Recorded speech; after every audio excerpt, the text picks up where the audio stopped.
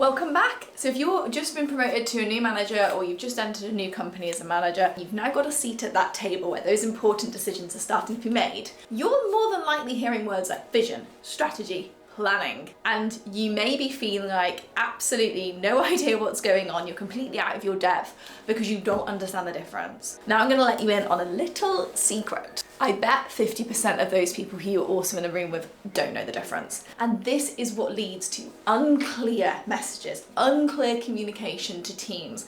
That's where you get frustration, that's where you start to get a lack of trust, that's where you start to get toxicity. Even just these things can make a huge difference. So let's dive in to what they all mean. Number one, and it goes in this order as well, that's super key. It's vision, strategy, then plan. Then you have your strategy, and then you have your plan.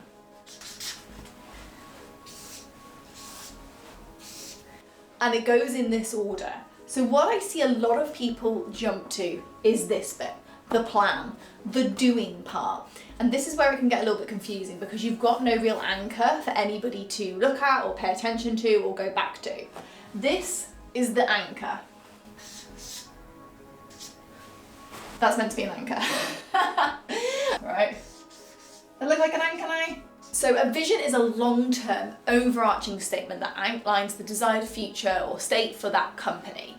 It provides a really clear sense of direction and purpose. It guides decision makers, and it also lets the rest of the company what general direction of travel we're going in.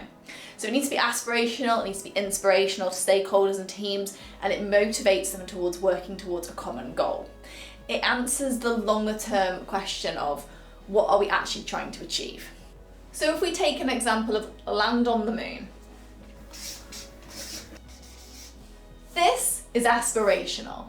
This is huge. So next comes the strategy, and this is the approach or method chosen to achieve that vision. So the strategy here is we're going to build a rocket to fly it into space with people on board, right? So this is your strategy. So the vision, land on the moon, that's your anchor. The strategy is we're going to build a rocket to send people into space. The strategy answers the how will we achieve the longer term vision.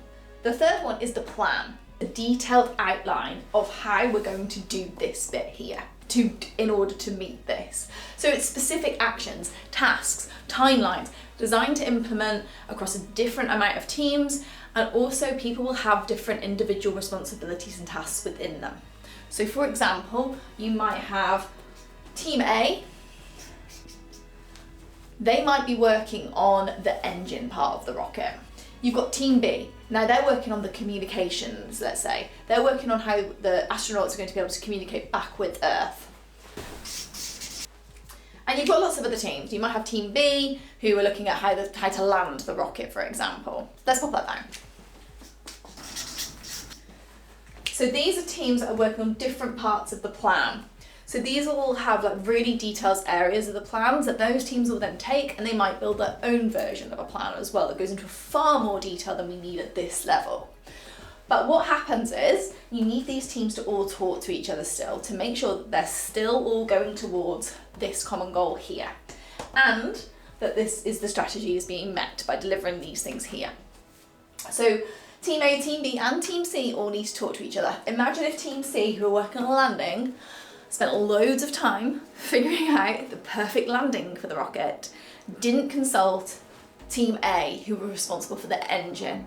Now, if Team A know what Team C are doing in regards to the landing, that might change the way that the engine is actually built and put together. So next time you're in the boardroom and you start to hear vision, strategy and plan, you can sit comfortably knowing that you know exactly what they are. If you found this useful, don't forget to head over to newmanagercourse.com, where you'll find it jam-packed with all the information and insights that every new manager needs to know.